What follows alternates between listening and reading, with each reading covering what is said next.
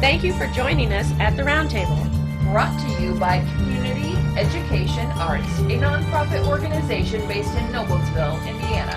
I'm Alice Cavanis-Gober, president of CEArts. And I'm Sarah E. Morin, secretary of CEArts. Let's sit down at the Roundtable.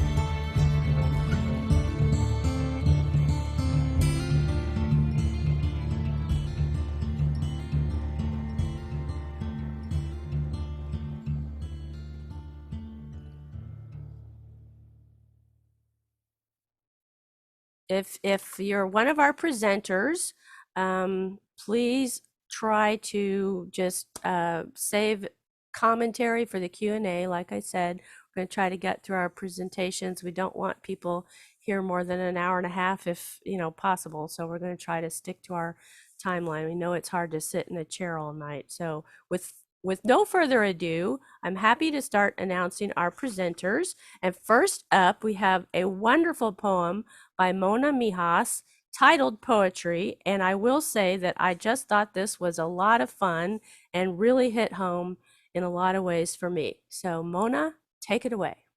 I know you're there somewhere.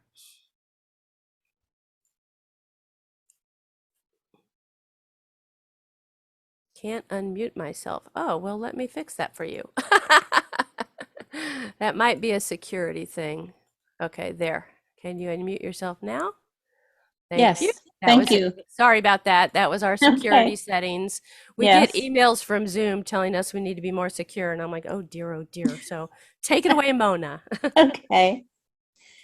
Poetry is reverie, say the bards, always lost in thought, daydreaming in trance, wool gathering through life, inattention to reality, the intricate dance.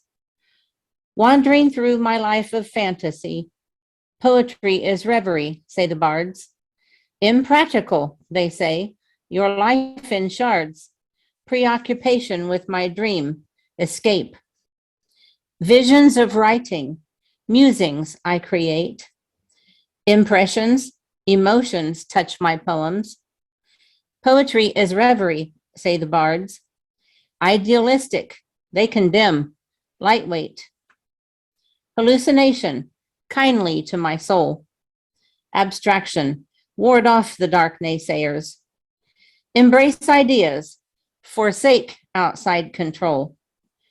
Poetry is reverie, say the bards. That was excellent. Thank you, Mona, for sharing that with us. Next up, we have Leah Leach with an excerpt from her wonderful piece titled An Hour Drive with My Brother. Leah? Thank you. There you are. Hi. Hi. I'll try not to read too fast. I spent most of my childhood jealous of my brother. From the moment he arrived from the hospital, I guessed my life would suck from there on. There's an infamous photo of me holding my infant brother, patting him on the head, gritting my teeth, and calculating where I could find the nearest band of gypsies to come and take him away. Now, I don't remember this story, but I was told when I especially wanted attention, I would sit in the family room and I would hurl myself back and forth in the rocking chair. All my anger, all my spite in that rocking chair got it a-moving until it would slam into the picture window. Whack, whack, whack, until Mom came. And I was told to stop, and I got in trouble. Anyway, my brother Dan and I would continue this rivalry until it escalated into actual physical fights. One fist fight was because he threw up on my Care Bear. There was one thing we never seemed to fight about, though: movies. The summer we got a VCR was the best. We had 3 videotapes, Dan and I on The Bozo Show, Back to the Future, and Return of the Jedi. I swear the invention of the VCR brought Dan and I closer together. To this day, we can still repeat every word of Back to the Future and Return of the Jedi. Movies became a second language to us. We'd be able to ramble off some line from a movie and we'd totally know what each other was talking about. Other kids had pig Latin, but we had movie lines. My friends didn't seem to share the same passion for movies and all things pop culture as my brother and I did. My friends were more interested in boys and gossip and fashion, and I started to miss the days of watching movies over and over until I had every line perfectly memorized. Maybe it was that was the reason I left for California, and I wanted, before I left, to see a movie with my brother. I let him pick the movie. He opted for a Mike Myers flick, So I Married an Ex-Murderer. Now, this is back in the days when I did not laugh at a movie theater out loud, but So I Married an Ex-Murderer was one of those few movies where I remember feeling free to laugh out loud. Maybe it was because there was only a few other people in the theater. Maybe it's because other people were laughing. Or maybe it was because I was with my brother. I moved from Rockford, Michigan to Vacaville, California, a few weeks after seeing So I Married an Ex-Murderer with my brother. I loved it in San Francisco. There was lots of great movies that were filmed there. I would go to the Art Deco theaters and see real velvet curtains and painted frescoes. There was only one problem, though. I was seeing movies by myself. New to town and working constantly to afford my new apartment, I didn't have a whole bunch of time to socialize, so I went to see my movie friends. They were there any night of the week, 40 feet high, and there to help me learn and to laugh, to cry, and to remember. I did, however, miss my brother. I should have been maybe missing my friends or my ex-boyfriends or my parents, but I really miss my brother. Oh, that's great. Thank you, Leah. That's just wonderful. And again, that's an excerpt. So if you want the rest of the story, you got to read it in the book. Next up, Mike is going to share his 10 haiku and senryu with us, The Gift of an Hour with Grandkids. It's a collection. They're wonderful. Mike, take it away. Okay. Can everybody hear me? Yes. All right. I'd just like to take one special moment and say thank you so much to Alice and to Sarah. I'm sure everybody's thinking this right now. Really appreciate what you've done for the arts locally. You're so supportive. You're so great. Thank you both very, very much. All right. And now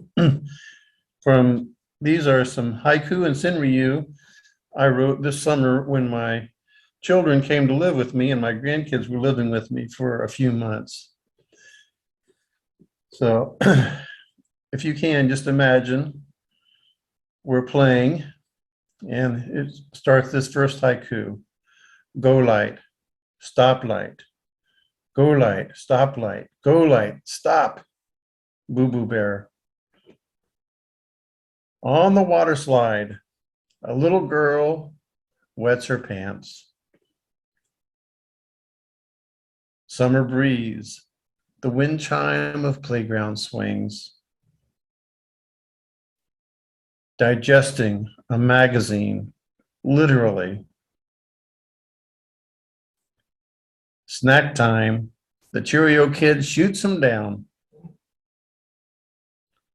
Potty time again.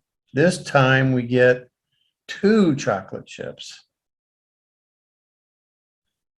Pedaling a trike around the great expanse of the cul-de-sac. Reading out loud, story time makes the picture perfect.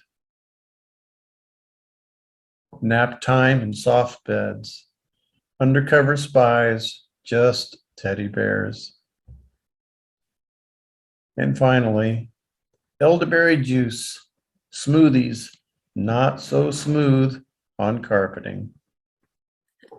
Oh, Mike, thank you. Those are just priceless. They just run the gamut and they're perfect. I love them. Thank you so much for sharing those with us.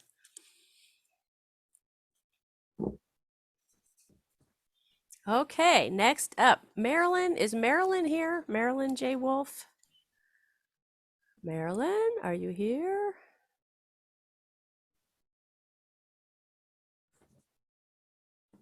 Marilyn. Sarah E. Should I read Marilyn's? Sure, that's just fine. Okay. I was just looking at our participant list. Unless they are the one who is just iPhone, I don't think they are present. Okay. Well, Marilyn usually has her name on hers, so I'll just go ahead and read hers. I probably won't do it justice. And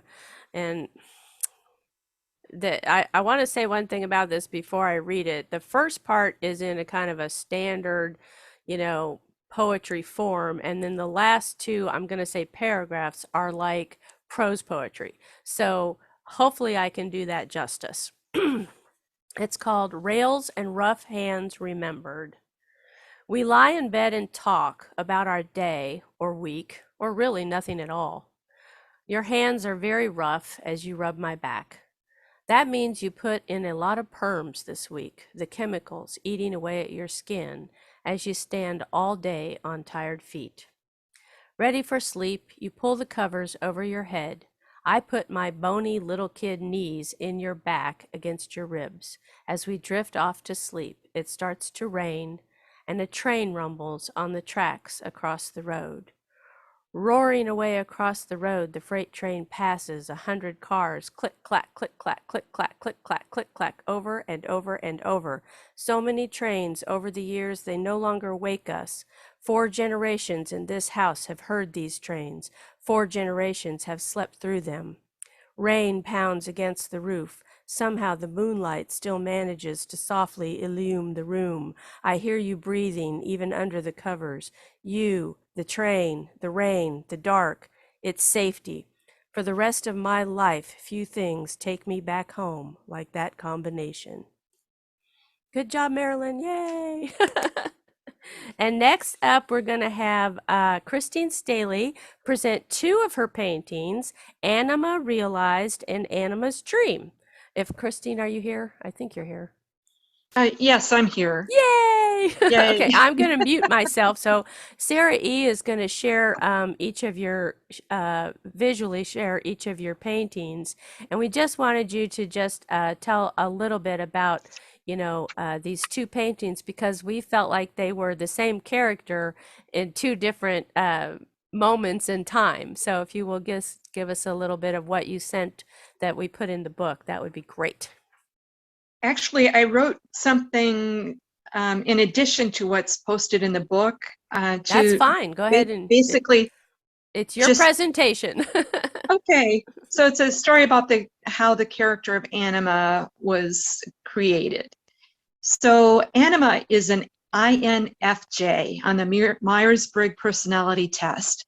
She is introverted, feeling, and judgmental, which is one of the rarest personality types on the planet Earth. But according to Gaston Bachelard, author of La Poétique de la Rêverie, Anima is the name of a beautiful female, a lovely being and creator, and the exact opposite of her brother Animus. Anima is a creator of light, beauty, and truth. She is an artist, designer, and interpreter of the beauty of nature on Earth. For eternity, she will tend to her gardens, where exotic and regional plants grow side by side.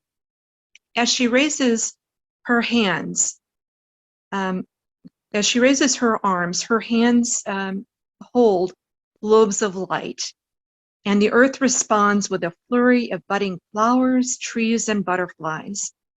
Birds take flight and sing a joyous symphony. Her gardens will become fantastic landscapes, so much once found in the works of Grandma Moses or even David Hockney. Now, Anima lived her life caring for other people in her professional career and made a few close friends, but chose to never marry.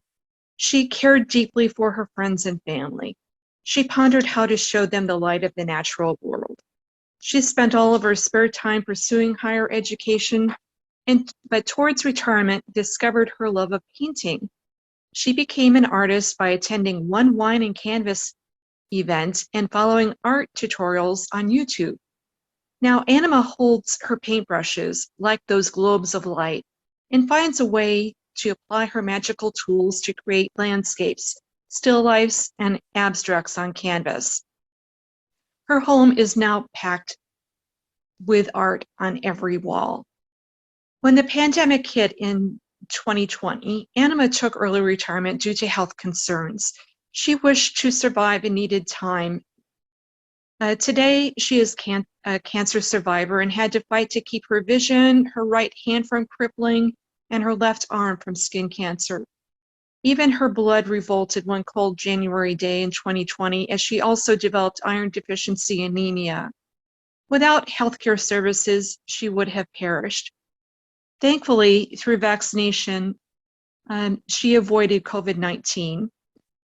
The pandemic did reinforce her introverted personality, but Anima still found help and local resources, especially through her local Shepherd Center.